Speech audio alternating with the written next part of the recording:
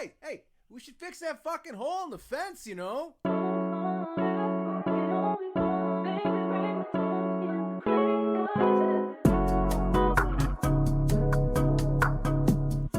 Hello and welcome to another episode of Cheap Smut. My name is Katie Mizell. And my name is Carl Mizell. And this is a podcast that is feeling quite proud of the effort that it put into getting here today. How are you, darling? I'm also proud of the effort that it took to getting here today because it was about 10:30 this morning when I realized I was at my desk in my home office here at Smutco Industries and doing the day job. Mm-hmm. And I was like, hey, so remember how we record on Saturdays now? Yep. And how you're supposed to take the kids to your cousins for a sleepover tomorrow, yeah. which is Saturday. Yeah. And today's Friday. And you were like, fuck. Yep. And we couldn't do it on Sunday because next week is no good for you to do the extra work. That's right, because I got to work travel. Frick and frackin' hell. Yeah. So instead, what is normally a 2-day process of finishing up the book and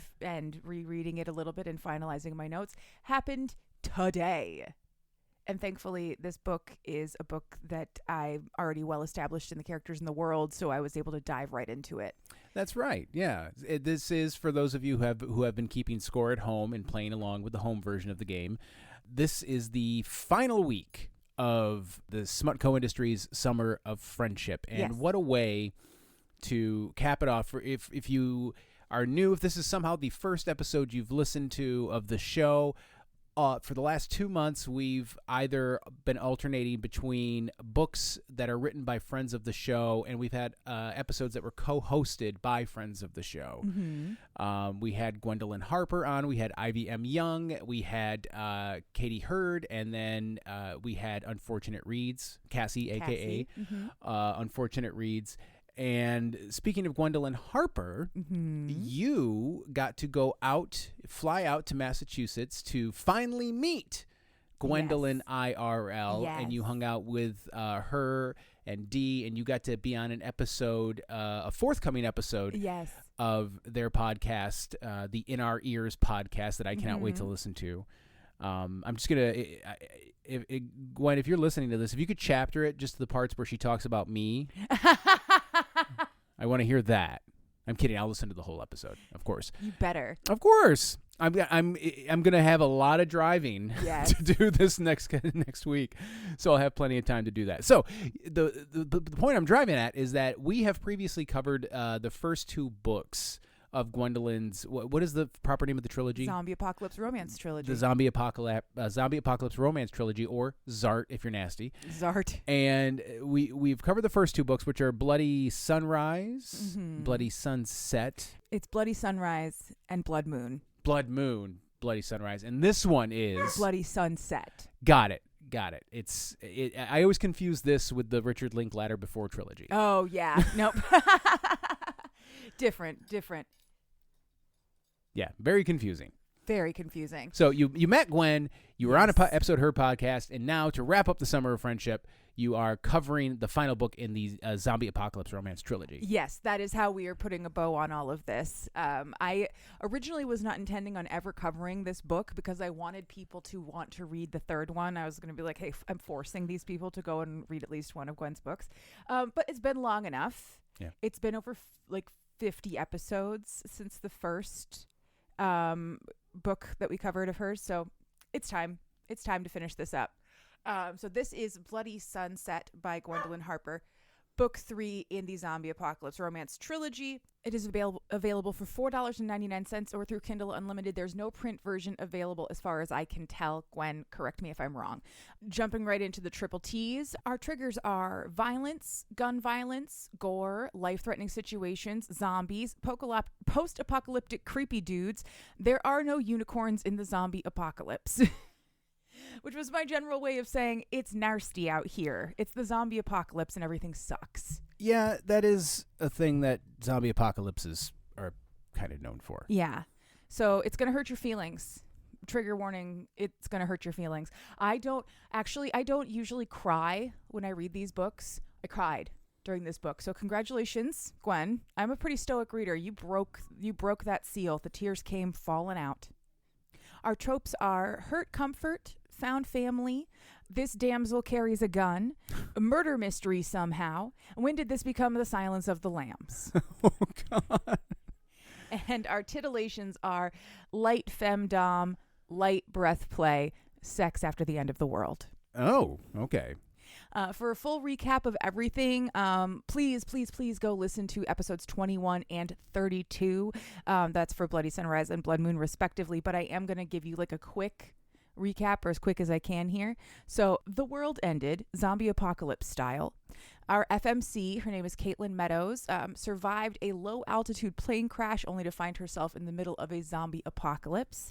After surviving for several weeks on her own, she met with Jack Booker. Jack Booker is former Army veteran and survivalist. They decided to team up. The first book was them pricklily learning that they are in love with each other. It was quite fantastic. So along the way, they find Caitlin's best friend, Nicole. They become a tight little unit living on the road. They live at a farmhouse for a little while, back on the road again to search for more survivors, until eventually what they end up doing is deciding that they need to try and find Nicole's husband, Scott. Who's a doctor? Who is a doctor. Yes, Okay. he is. So through most of the second book, they are trying to find any sign of where they may be able to find the government facilities known as ARK camps, Noah's Ark, ARK camps, hopefully to find Scott because he's supposedly in one. They meet up with a group called the Rejects, who are nomadic survivors who were rejected from those government survivor camps. Throughout the second book, their relationship gets stronger. They learn to trust each other implicitly at all times. These people have the strongest relationship of any book, two characters I've ever read in a book. I love them so much. I love this relationship. At some point during book 2, Booker gifts Caitlin with a silver necklace with a songbird charm on it to symbolize their marriage. Caitlin and Booker now consider themselves married. With the help of intel from the Rejects, Caitlin and Booker and Nicole and anybody else who wants to come and join infiltrate an ARK camp in Iowa to hopefully find their loved ones, and they do. They find Scott as well as a bunch of others who desperately want to get out because this camp is apparently part of some unauthorized zombie virus cure experiments where they were going to be experimenting on children, which is absolutely fucking awful. So we closed out that book with them in a firefight for their lives and Booker at gunpoint up against someone who all they said was, "It's been a long time, Gunny. I'm sorry it had to end like this," implying, of course, that he already knew Booker from before. Yeah. That was the end of book 2, and it was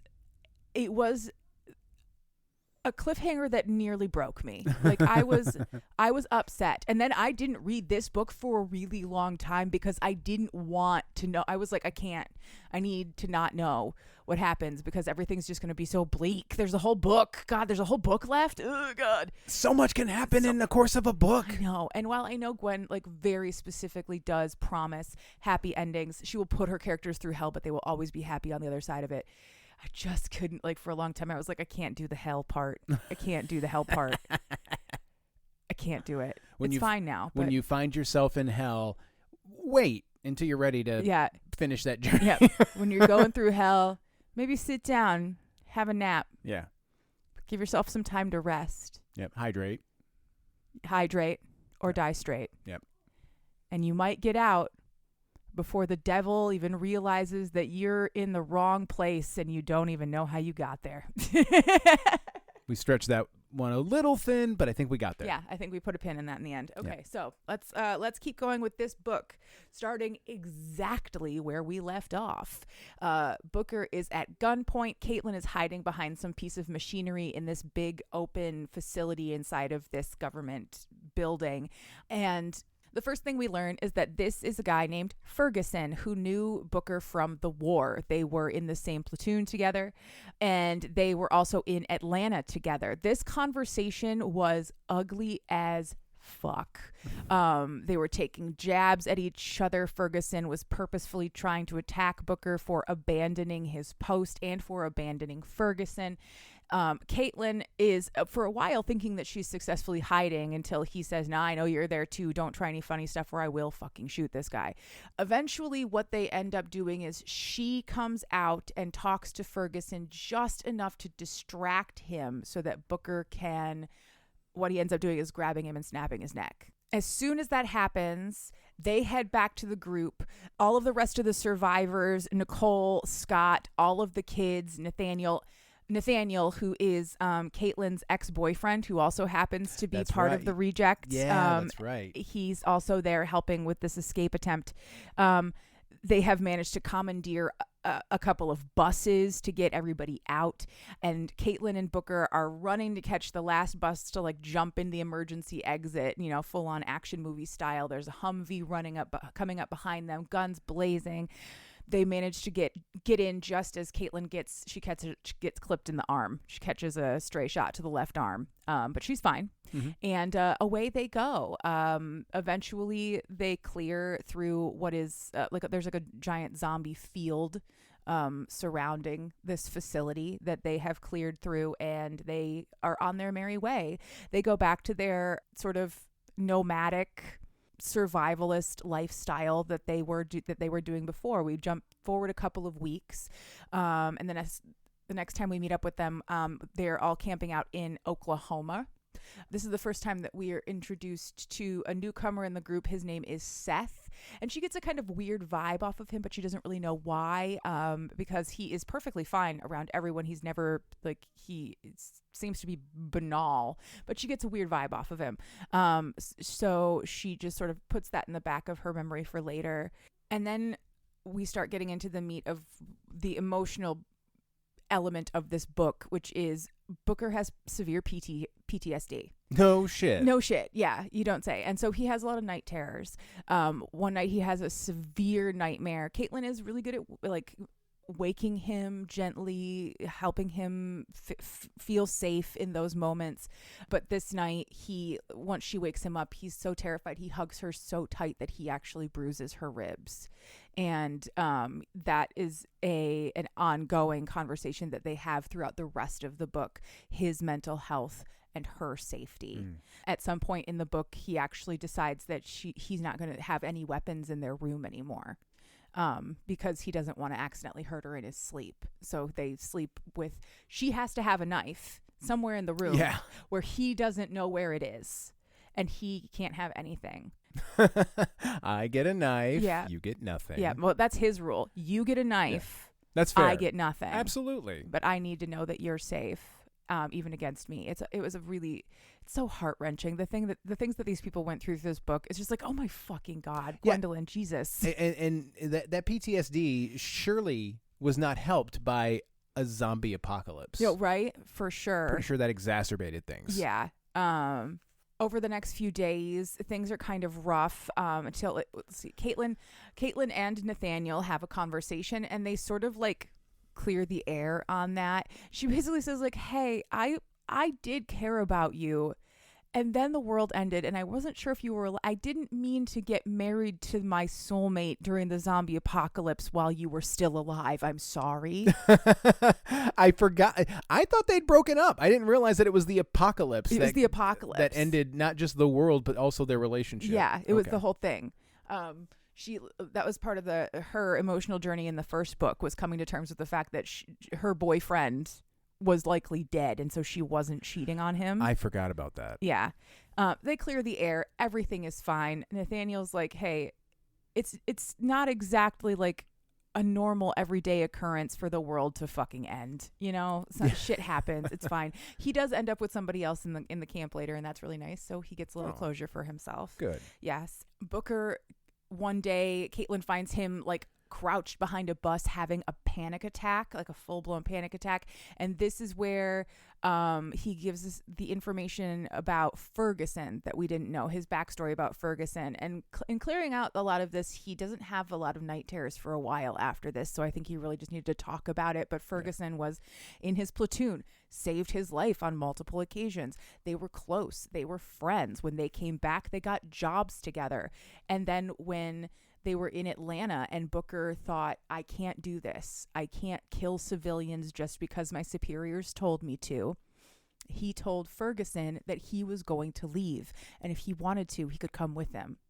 But the answer that he got from Ferguson was like yeah, sure, buddy. I'll be ready in a couple of days. Like that same, it was a talking down the crazy person, not an actual agreement. So Booker left without him. You were warned. Exactly. So so what's happening here is he feels really terrible because in that conversation he had with Ferguson before he killed him, a lot of what Ferguson was screaming about was abandoning his platoon, abandoning his friends, specifically abandoning Ferguson in Atlanta. And he feels terrible about that. Like if he had taken him, that this wouldn't have happened, or they could have brought him back with them, and everything would have been okay. But Caitlin tells him, "Hey, no, you don't get to you had to make the choice you had to make in the moment, and you don't get to wallow in self-pity because you told me I wasn't allowed to. So fuck you." Yeah. No, you don't. No double standards. Plus, pretty sure that's an unlawful fucking order. It truly is an unlawful order. You don't have to follow an unlawful order. Yes, although we did have this conversation in the last book. They were private military contractors. Oh yeah, that's right. That was not an unlawful order as it would be in the military. Yeah, they're more BlackRock. Yeah, more BlackRock, less U.S. Navy or whatever. The parent branch of the Marines. The parent branch of the Marines, yes. They talk out a lot of stuff in that scene. It was a really fantastic scene of Booker coming to terms with some of the choices that he's had to make and the realities of the situation that they are in right now. Sometimes you have to kill people, and that sucks. We're introduced to a few more extended members of the group, Luna and Donna, and there's a woman named Sister Agnes who is a nun who carries a gun, and I fucking love her. Fucking love nuns with guns. Yes. They start to get settled into a routine. Everyone gets assigned roles within the camp. They cycle in and out so nobody gets overwhelmed. But Caitlin and Booker, they don't want to be tied down anywhere. So instead what they end up doing is they volunteer to be the group's recon team, and they go out and they get supplies and they do whatever needs doing. One of the first things that they do is they go out and they start scouting locations for more permanent residents through the winter, because right now they're in tents in Oklahoma. They're not going to survive. Not all of them are going to survive the winter, especially because they have 26 kids in the camp. And not all of them have parents. A lot of these kids are orphaned, and Sister Agnes is taking care of them. So they need something. During one of these supply runs, there's this absolutely fantastic scene of them just having a couple time in the Jeep, just being a couple while they're on a scouting mission. Things get kind of steamy, and then some zombies show up and they immediately flip into action and they kill 10 of them in 30-45 seconds. And the whole time this whole book is from Caitlin's point of view, but she and Booker communicate so well that she can basically read his face even if he's not speaking. And in this scene, both of them are just fucking annoyed. God damn it, we were about to get it in, and instead we have to do this. Son of a bitch. They're just pests at this point. Caitlin and Booker are badasses. But they're getting, to a certain extent, the real parent, the real married couple. They're probably not going to have kids. It's not safe to have kids in an apocalypse, but now, yeah, this is what it's like. You're trying to sneak one in real quick, and here comes a kid. Yep. Well, instead of the kids, it's a horde of zombies. A horde of zombies, exactly. I think in book 2 is when they establish that Caitlin is infertile. Okay. So they will never have biological children at all. Well, now you kind of get the sensation. Exactly. Sometimes you will get interrupted by a horde of zombies, a 3-year-old having a nightmare, whatever. Coitus interruptus. Coitus interruptus. Via zombie. So that scene was great. It was another fantastic action scene, and then they immediately fucked it out for all the adrenaline. That was great. That was fantastic. They eventually return to camp and bring all of their choices for possible long-term locations, and eventually decide on a high school. It's not the best location because it was some kind of relief center before it was overrun, so there are a lot of zombies inside, but it's big, it's got water, it's got independent propane water heaters So they might even have hot water. Mm-hmm. There's a kitchen, and there's a clinic not too far away that probably didn't get too overrun. So Scott could probably get some medical supplies, which are necessary. He is the only doctor here, which is another point of contention throughout the book, because Nicole is is part of Booker and Caitlin's recon unit. They made a fantastic team in the first 2 books. So staying back with Scott because it makes Scott scared for her to go out is a whole secondary storyline that I really enjoyed a lot. Her finding her agency and feeling important, or feeling like she's doing the most that she can, even though her husband is like, they're protecting him like gold because he's the only doctor, you know? It was great. Who doctors the doctor? Exactly. We got to keep this guy alive. We can't lose you, Scott. We need you. You might want to start a post-apocalypse medical school, right, and start teaching some of us some stuff. Exactly. So they settle into this high school, Which I'm assuming they did not find on Zillow. I'm guessing. No, this isn't one of those high schools that you can buy off of the internet. Plus, it's the apocalypse. So there's no Zillow. True. There's no internet. There's no power. Yeah. There's nothing. Well, I guess they do have some. They have generators and they have fuel, but they don't have like full on power. Yeah. So they settle into this high school and they live there for a while. They fortify it. They go on more and more supply runs to bring in more and more things that they need until they've got blankets and food and supplies and medicine, and people are finding that they don't have anything to do during the day because they are finally comfortable. There's a fantastic scene where they all settle in and they start organizing and making rules, making laws, making not laws, but like a system by which they operate. They are doing really well in this place. As they fortify, they start going out on trips to empty more arcs. They bring more people in. Some people leave, most people stay. They are happy and healthy and safe here. Sister Agnes teaches the kids math and science and, whatever. But Caitlin is having a harder and harder time being there because she feels responsible for every single one of them. And it's like killing her to be there. So they go on longer and longer trips out trying to find more stuff. And the excuse that supplies are fewer and farther between is working, but she feels like she's not fitting right here. People are treating her like she's really important because she is. Well, yeah. She's very important, but she doesn't feel like the queen of this place like everybody kind of she just feels wrong. Everything's sort of itchy. Yeah. She has bad vibes going on.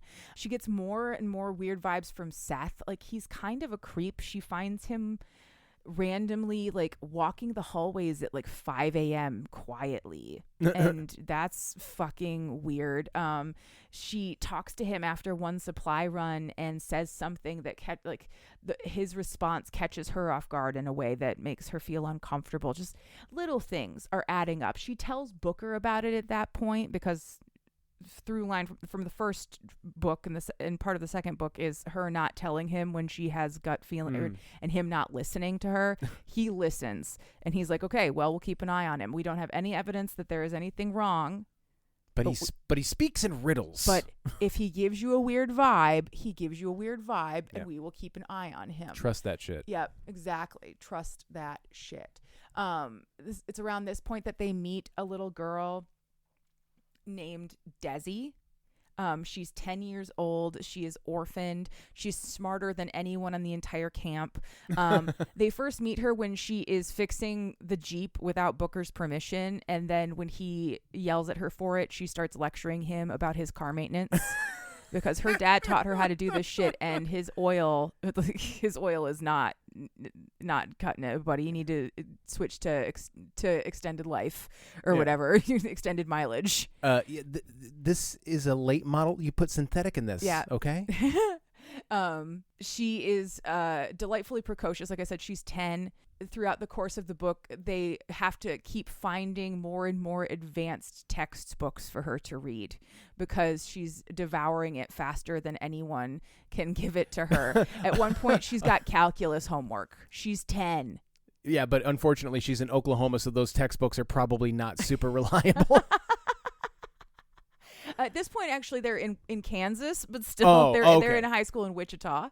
Yeah, it's still not great. It's better than Oklahoma, but it's still not great. But they have Scott and Nicole, and both of them are doctors. Scott is a medical doctor, and Nicole is a PhD. They're both very intelligent people. There you go. And they teach Desi what she needs to know, and they help her. There's a scene where Caitlin and Booker are having some wonderful sex, and then she suddenly feels like they're being watched, which is really creepy. So they get to have their own separate bedroom because Booker's night terrors are annoying enough that they get to have their own room. And their room has a window because it's like a classroom with a little square window in it, and they hadn't really thought to cover it because it's off to the side. Creepy. So they end up covering that with something. Yeah, no shit. But they search the hallways and they can't find it, and the whole time they can't find like proof that anyone was there. And the whole time she's like, "It's Seth. It's Seth. It's Seth. He's this creepy guy, and he gives me this creepy feeling." But nothing ever really comes of it. So what else can they do? At that point, nothing. Yep. Few months into them staying there, the ground is so hard that they can't dig because it's the middle of winter. So an unfortified part of the fence that got brought down before they got there and they did not have a chance to fix before spring is overrun by zombies in what is an absolutely fantastic action sequence. More than 70 zombies come through the hole in this fence, and it starts as a knife fight because they don't have enough ammunition, so they need to what do you call it when you hold it back? You have to ration it. Yeah. So they have to ration their ammunition. She's like, by the 5th or 6th zombie I kill with my knife, my arm is starting to go a little numb. And I'm like, holy shit, because she's just stabbing zombies through the skull. They're all just stabbing zombies in the eyes. Yeah, and while flesh and muscle and sinew might rot, bones don't. Oh no, you they still don't. You still gotta jam a knife through a somebody's skull. Yeah. And while you can do it, like after the 5th or 6th one, your arm starts to go a little numb. Yeah. She gets overrun at one point. She thinks she's gonna get bit, and Seth saves her, but quickly moves on. And then Booker, who was nowhere to be seen for half this fight, comes barreling through the horde with a bus. He just runs them over with a bus and blocks the pathway. They climb, him and Caitlin and Nicole climb up on top, and they're just like picking him off. Just the baddest of badasses that you ever did see. I loved this scene. It was really, really great. After that was all over, everyone is accounted for. Nobody is hurt. They managed somehow to not lose a single soul during that invasion, and that was fantastic. However, Caitlin does not believe that 70 zombies in the dead of winter just found their way into the one unfortified part of their facility, especially because they weren't frozen, like they weren't cold. Zombies that they have seen outside in the dead of winter have frost on them, and they're moving really slow. These ones were warm pretty recently, and a few other things. She takes it to the council, and they don't really want to do anything about it. And so she and Booker decide to investigate it, and what they end up finding is specific trigger warning for gore and what I am about to describe. Several dismembered small animal corpses on the path leading up to that part of the gate. Mm-hmm. And as they follow those bits and pieces, they eventually find a shed that had probably been used to house those zombies. And they realize that this was not an accident. This was a coordinated effort by someone probably inside the camp to bring zombies to their doorstep. And they're freaking out. They take it to the council. The council refuses to believe that somebody in their midst could be a legitimate psychopath butchering squirrels and trying to feed babies to zombies. Like, sorry guys, Psychos exist after the apocalypse too. Probably more so. Yeah. But it's right? it's really impressive that you found the strength and the wherewithal to dig a hole through the frozen tundra to stick your head in. I know, right? You couldn't dig for fence posts, but I guess you could dig for that. Yeah. Fucking pansies. So anyway. Well, it was that or shove our heads up our asses and... Seriously. So they eventually, what they end up agreeing to is like, look, you can ask some questions, but be discreet. They start listing off what they think they're probably looking for is your typical Criminal Minds style serial killer. He's probably grumpy and antisocial and angry, like, you know, the normal things that they would expect him to be. And they start going around and questioning people lightly. They go back to that barn. They try to get more information, but they can't really find anything. And then eventually what ends up happening is Sister Agnes approaches them. And Sister Agnes says, hey, I found something on my morning walk / prayer time that I think you should come and see. And what she found was 6 eviscerated zombie corpses, but like a person had done it and was like playing in the parts. Studying, learning. Being a creep. And so now Caitlin is like fully convinced they have some kind of psychopath living inside the building, because these corpses are close enough to the building that some bedrooms on the east side could see them. So whoever it is probably living on that side of the building and wanted to be able to see their handiwork. They take this to the council. The council still says, we don't think anybody, it could have been anybody. Deny. And shit just continues to go downhill from there. Caitlin is pissed. She doesn't trust anyone. Booker is helping and listening to her and believing her, but she still feels like she is responsible for these people and they are not helping her be responsible for them, right? Help me help you. Exactly. Over the course of the next few days, as they're trying to figure things out, they get closer to Desi, who at some point starts calling Booker dad, which is really fucking cute. Someone finds a random bloody knife and boots underneath another person's bed, and that almost starts a brawl until Caitlin realizes that the knife couldn't have possibly belonged to the guy they think it belonged to. He's left-handed, etc., etc. The knife was covered in blood. The handprint was a right hand. Okay. Yeah. So it becomes a legitimate murder mystery. They're finding clues, trying to figure out who inside this building is a psycho. And I keep saying that seems wrong, because I know that some people will get upset by the use of the word psycho as a sort of pejorative term, because psychopathy is a legitimate mental health issue. But this is what Caitlin called him for the entire book. This is what I will call him also. He is a psycho. And then one day they realize that one of the group, Donna, hasn't been seen in almost 24 hours, ever since she found that knife and boots. And she is a pretty vocal and extroverted member of this group, so her just disappearing is concerning. And eventually her disappearance is what finally gets the council to agree to something a little more intense than just a minor asking of questions here and there. And they bring it to the group that Donna is missing, and that they believe that there may be a danger, like, amongst the group, and to be vigilant but respectful and remember the rules, etc. No violence against the living, be kind. And they are hoping that in the next couple of days they can ramp up an investigation, do a full grid sweep of the area, try and find Donna. Before they have a chance to do that, in the middle of the night, the building catches on fire. And they do their best, but they are unable to stop it because there are multiple locations. The science the science room where the clinic was, so all of their medical supplies, the library, all those books. I am fucking heartbroken. And a couple of other places. Someone deliberately set those fires. Oh yeah. But before they could figure any of that out, there were 2 chapters of them just trying to survive this fucking fire, and it was god awful. They got as many people out as they could, and then they started going back in because they couldn't find Scott, and they couldn't find Desi, and they couldn't find a couple more people. And Caitlin is looking for people over here, and Booker's looking for people over there, and they just keep crossing each other in the hallways and yelling where they're going, and you hope that they're all going to make it out okay. And eventually Caitlin and Nicole go down into the basement to a locker room where they know more fire extinguishers are being stored.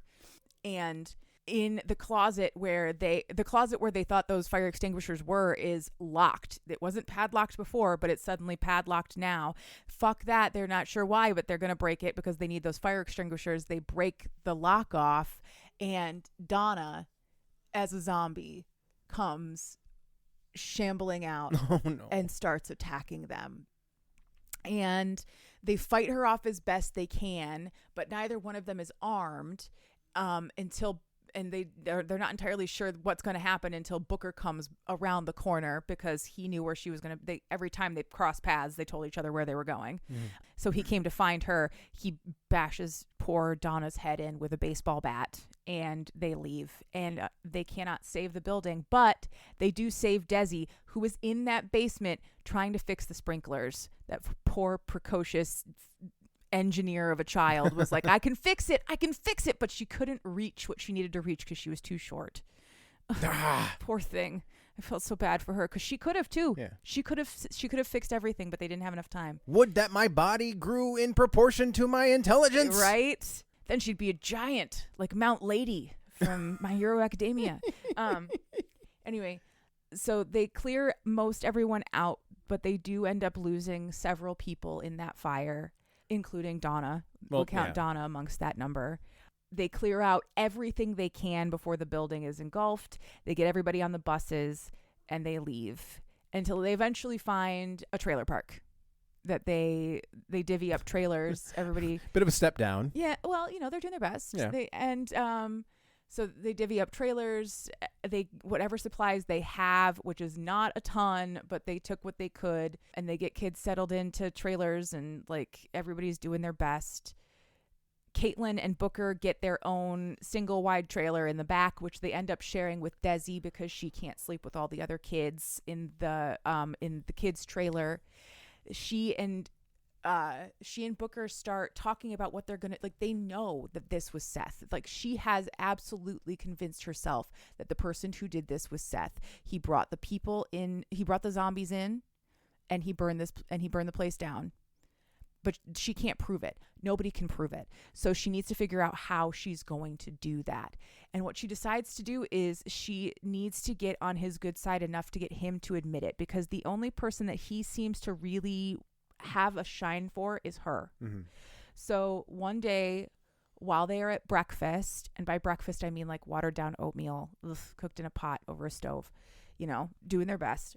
While they are having breakfast, Booker and Seth have a small confrontation.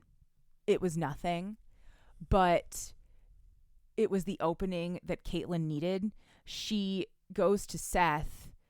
She yells at Booker for reprimanding Seth, and then she goes to Seth to talk to him. Playing a little good cop. Playing a little good cop. And the whole time she's like looking into Booker's eyes, yelling at him like, please know that I am not serious. Please know that I am trying to, like, trust me.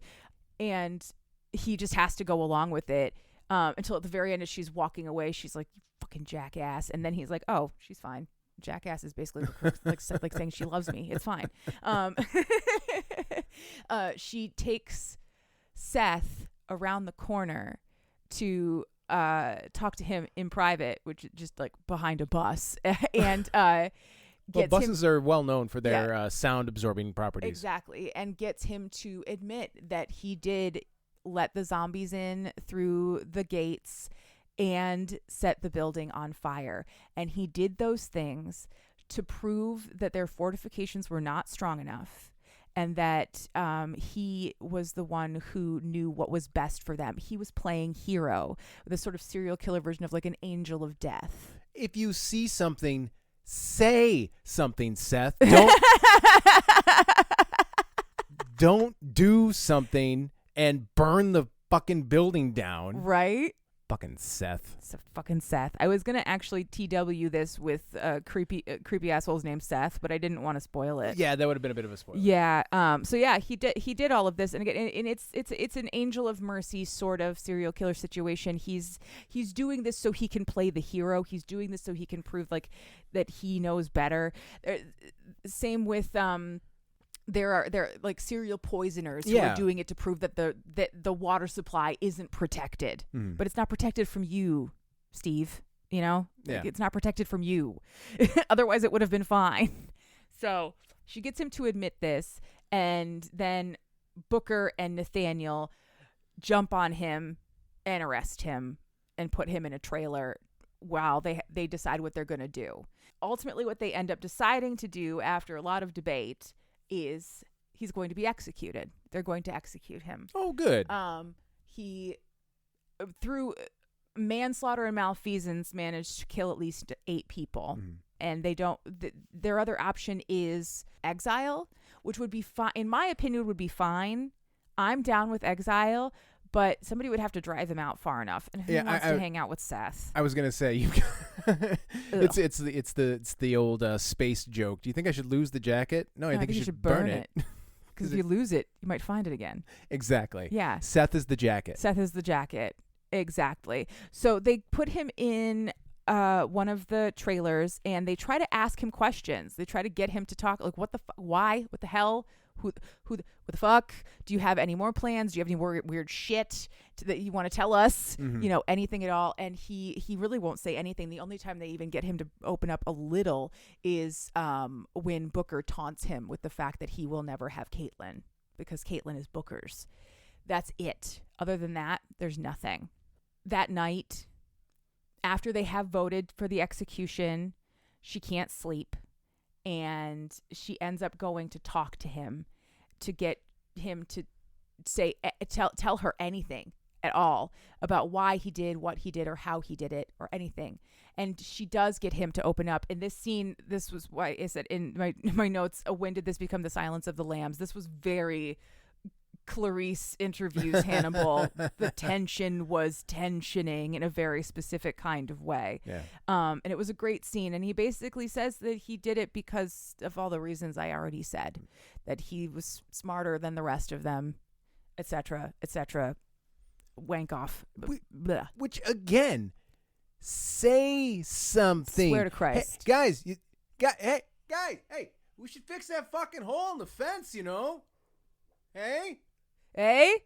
No? No. Well, if Seth was from Canada, this never would have happened. There's a great big fucking hole in the fence over there. First of all, if he was from Canada, especially if it sounds like he was a bit of a newfie when you did it, but if he was from Canada. Lard boy. Lard boy. Lard Jesus.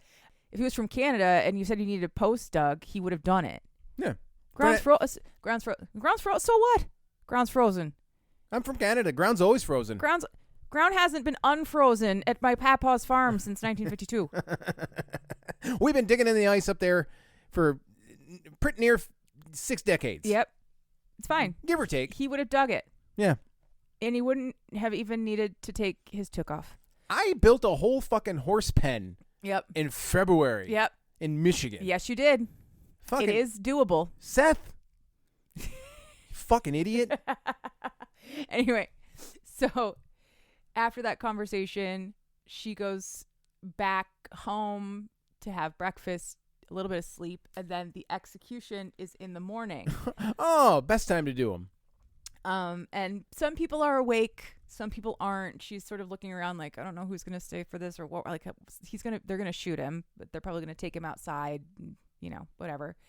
But before there's a chance for any of that, they're screaming because they've gone to get him from the trailer that he was in, and Sister Agnes, who was the one who was chilling with him in there, is found unconscious on the floor, strangled, not dead, thankfully. But he has broken out and escaped, and she starts running toward their trailer because she thinks that if he has escaped, then he's going after Desi next, because Desi is another very close person in her life, and she is a child, so she is very vulnerable and easy to hurt. So She goes immediately for Desi. She tells Booker the same. They get to their trailer and they find Desi's calculus book, but not Desi. So Booker goes one direction. She goes in another. She starts running towards a silo and a barn where she's like, oh, well, this is fucking poetic justice. He's going to be in that barn. She gets inside the barn, and indeed he is in there with Desi, and he has loaded it up with zombies again. They're sitting on like the raised loft part of the barn. Was he the fucking zombie whisperer? I swear to God, like all you really have to do is like lure them in with something dead. Yeah, that's fair. But still, though, who the fuck?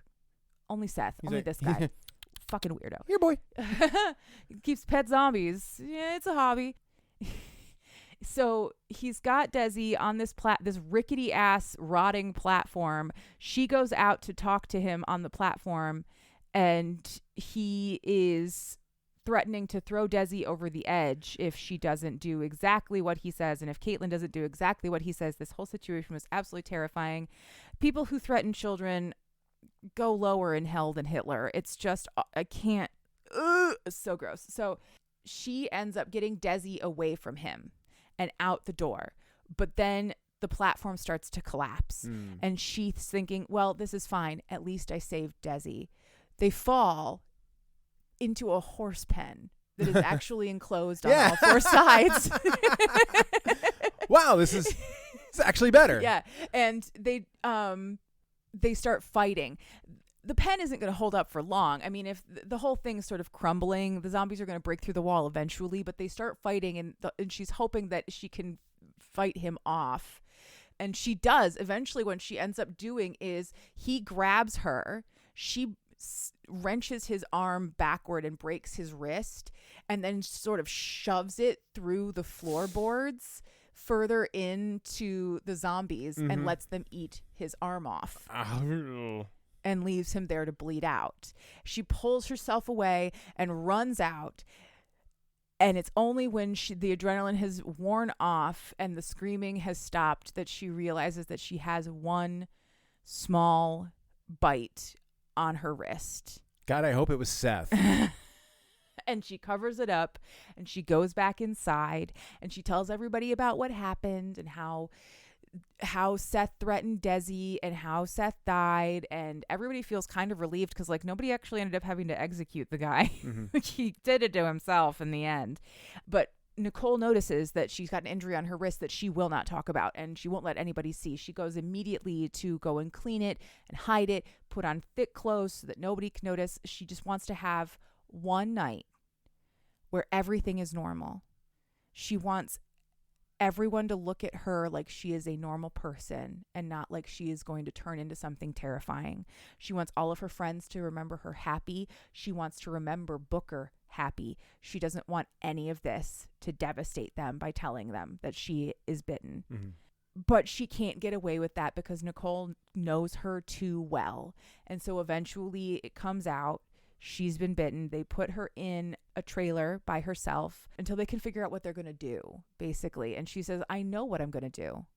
I'm going to go probably out by the silo and do it. It's nice out there. And I think I'll be able to see the stars. And Nicole argues with her about that. But she says, no, I already told Booker this 2 books ago.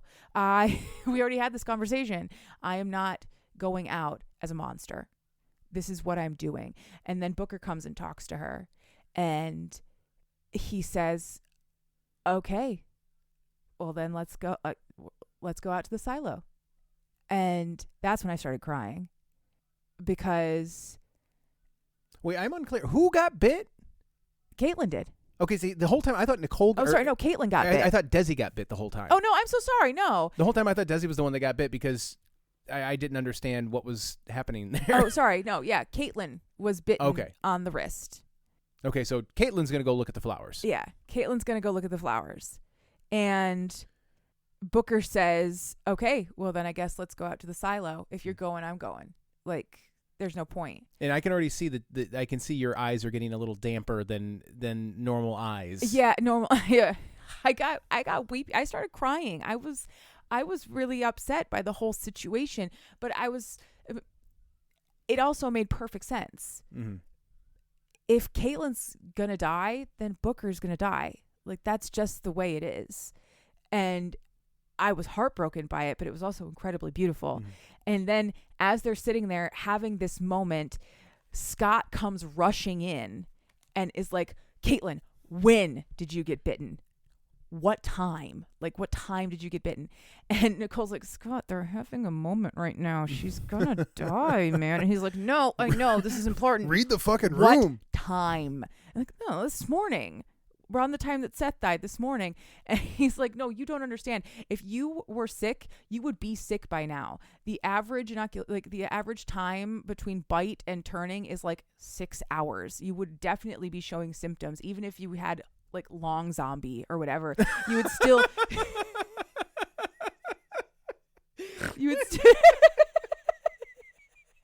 It shouldn't be funny. But know, it's the closest we've come. I know. You would still be showing symptoms by now. But Deus' ex-doctor says that while they were studying this virus, they found that approximately 0.1% of the population is completely immune to it. Deus Ex Scott. Deus Ex Scott coming in clutch. Approximately 100,000 people in the world completely immune to zombie bites, and she is one of them. She is fully immune. She has no symptoms.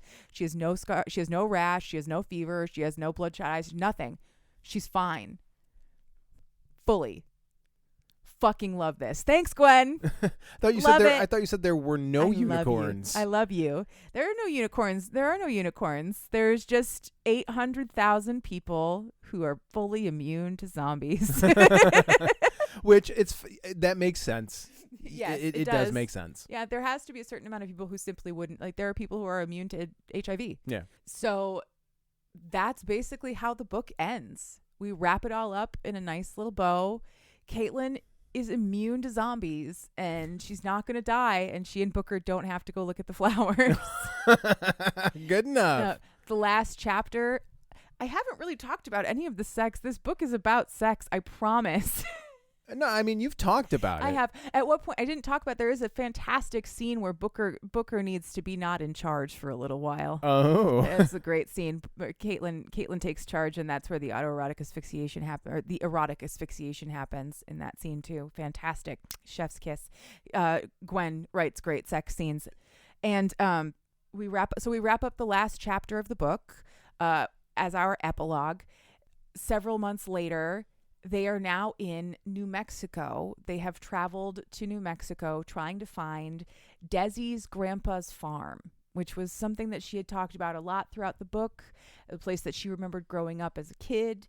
If they could get there, then maybe they could live there. It's like a little piece of property because it was sort of in the middle of nowhere.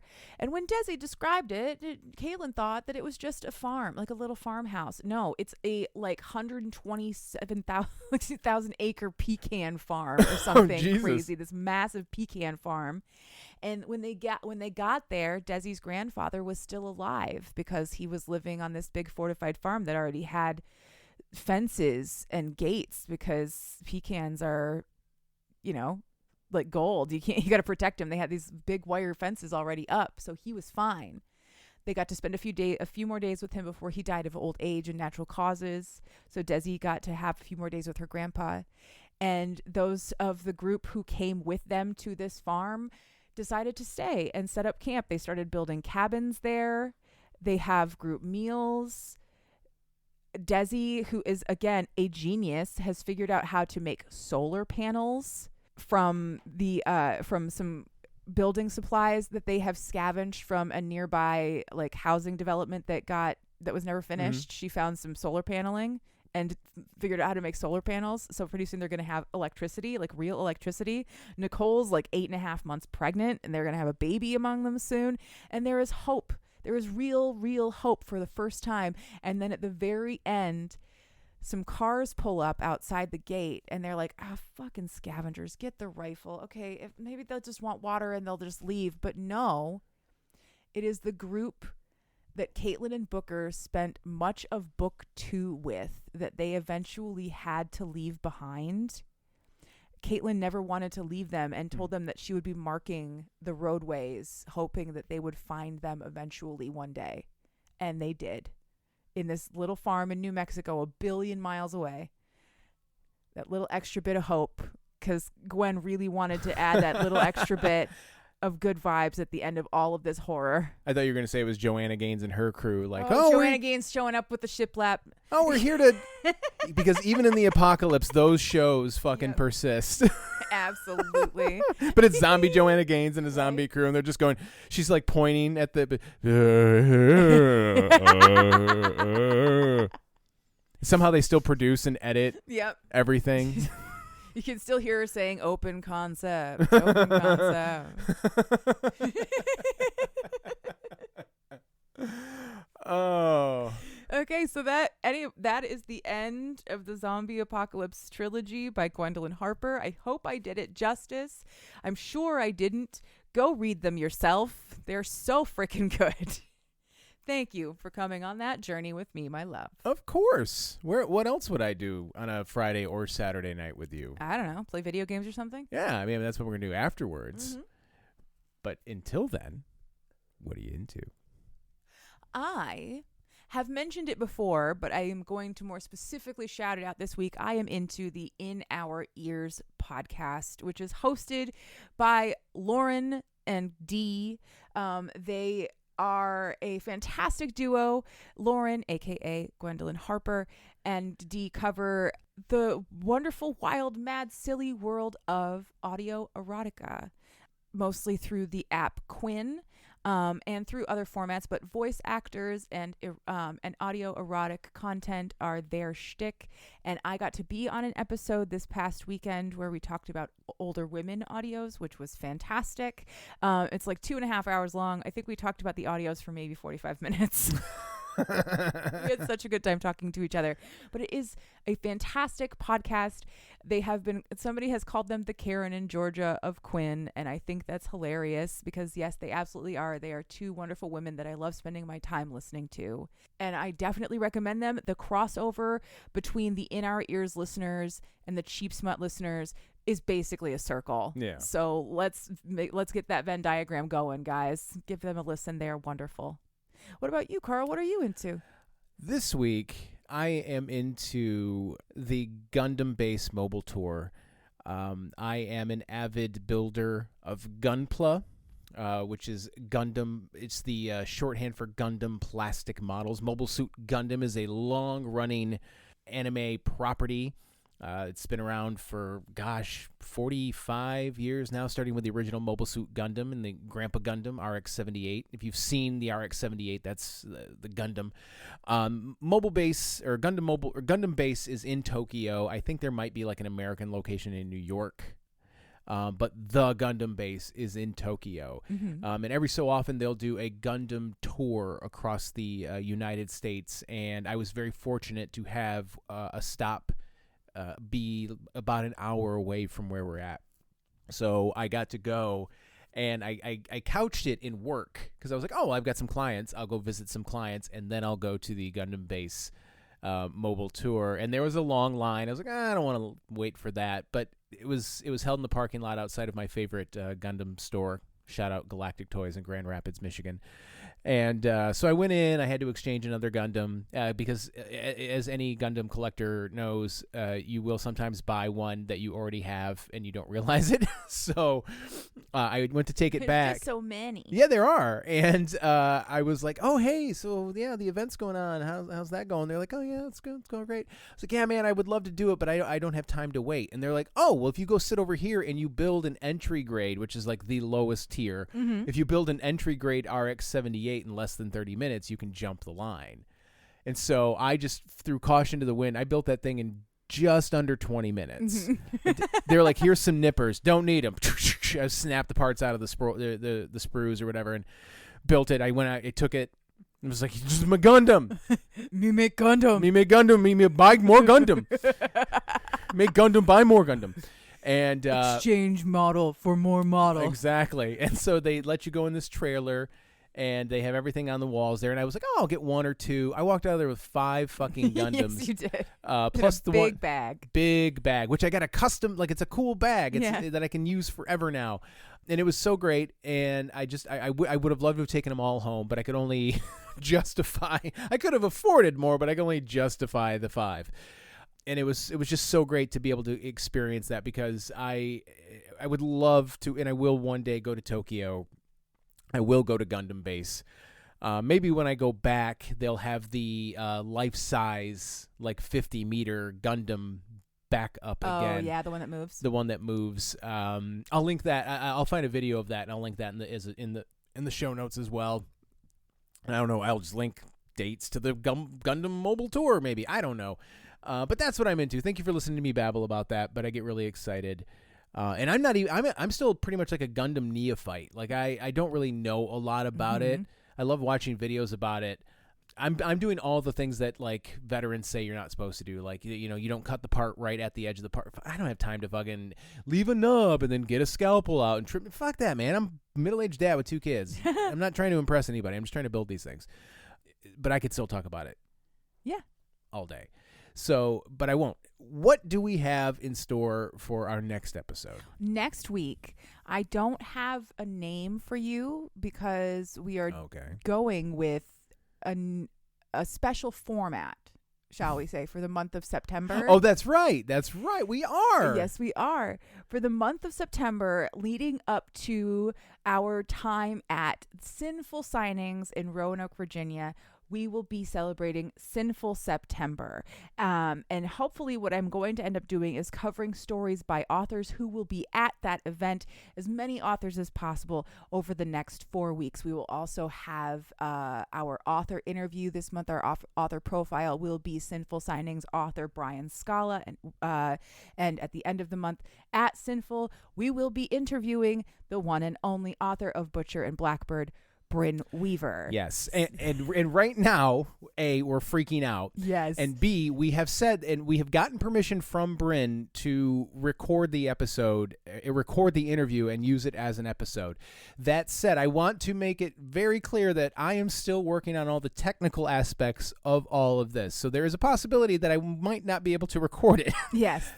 And I'm not planning on that, but I am preparing for the possibility that will happen. So we are definitely talking to Brian Scala. I'm very excited to talk to Brian Scala. But we are also going to be talking to Bryn Weaver, and I'm kind of freaking out.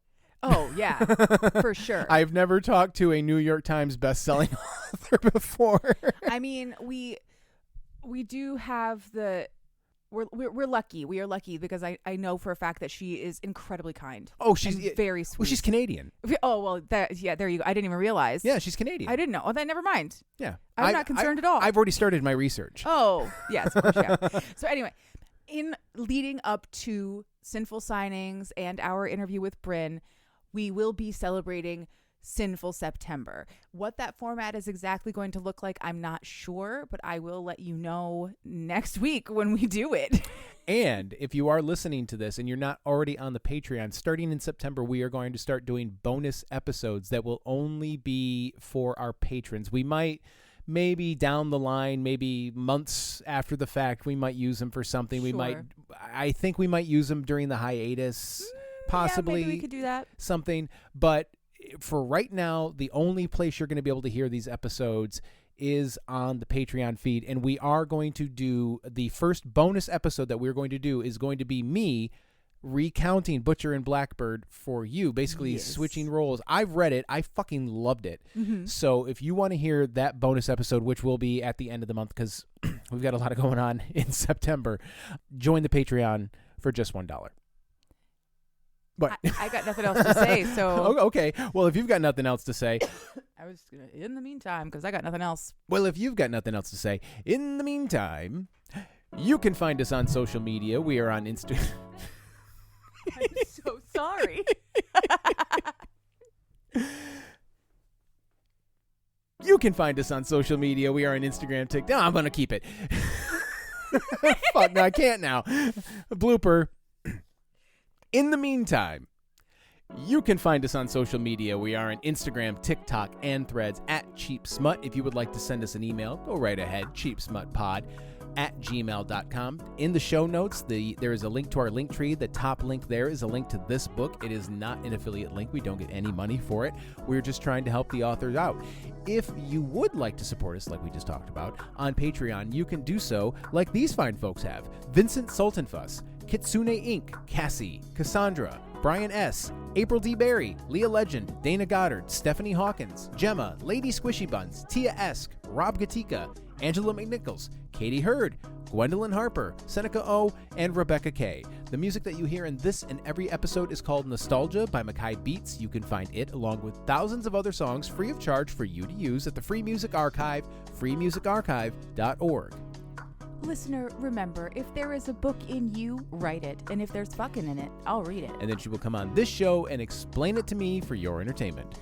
Now, goodbye.